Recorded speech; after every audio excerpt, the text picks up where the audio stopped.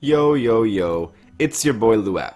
Today I want to talk about the possibility of us getting Pokemon Mystery Dungeon Explorers of Sky DX, or just support in general on the Nintendo Switch. If you want to skip to a specific part of the video, I have timestamps down below, so feel free to skip to whatever part interests you the most. Now hear me out, I'm not saying that this is going to happen, I'm just saying we're going to talk about the possibilities, so just know there's no cap over here.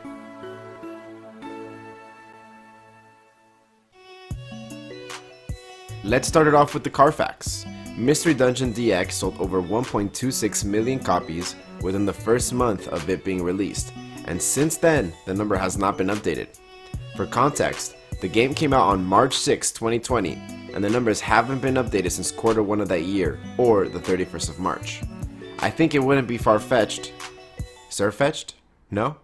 Okay. I think it wouldn't be far-fetched to assume that it has surpassed 2 million sales in the first year out. But this is just a complete guess on my part, so the numbers could be higher or lower, but I do think it's a safe assumption. I mean, we got 1.26 million in 25 days, and another 0.8 in another 300 days. Well, this is great, since it's just a port with a few quality of life improvements, which I'll talk about in a minute, so it probably didn't cost Nintendo too much money to produce this one.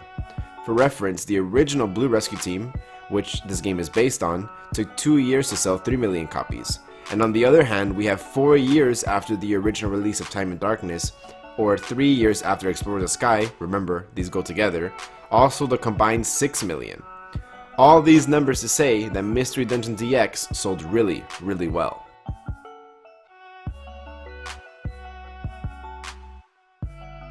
Kind of unrelated to Explorers of Sky DX, that's what we're calling it, who knows if it gets another name, I'm just going with it, is the quality of life changes brought to Mystery Dungeon DX. For one, I love the little Diglett hole that takes you from the front of your house to the Pelipper post office. It's such a small detail that really makes the trips there faster, and I can honestly say I use this every time when I'm playing. Another nice detail is of course the inclusion of shiny Pokemon. Now, although not every Pokemon can be shiny, in fact just a small fraction, and the fact that you really can't recruit them until you beat the game, doesn't change the fact that it's not super cool. Like, having a team full of shinies just to flex on the other mons in the dungeon is amazing to me. They also changed the whole gummy system, and I personally like this variation of it a lot more. And they added evolution variants of existing Pokemon, like Bonsly for Sudowoodo, or evolutions that weren't out when the originals came out, like Electivire or Magmortar. Of course, they also added my boy Riolu and in turn Lucario. And these are just a handful of the quality of life changes that they added into the game that really boosted my overall experience. Which quality of life changes did you personally like the best? For me, it's probably the shinies. I love shinies, hunting them is cool. You can check out my channel for other ones. As someone who played the originals when they first came out, and boy did I play them, having these changes was a really huge deal for me.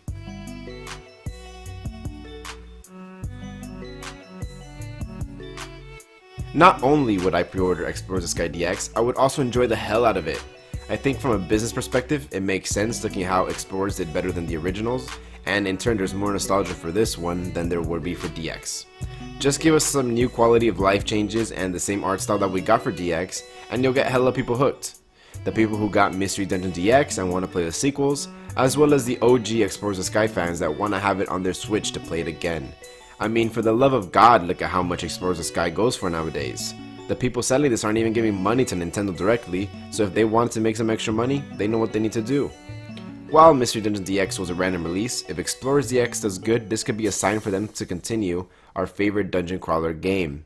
Maybe, just maybe, we can get an original Mystery Dungeon if this game ends up selling well. But let me know what you guys think. If Explorers of Sky DX came out, would you guys cop it? Let me know in the comments below and subscribe if you haven't already. It's been your boy Luap. Peace.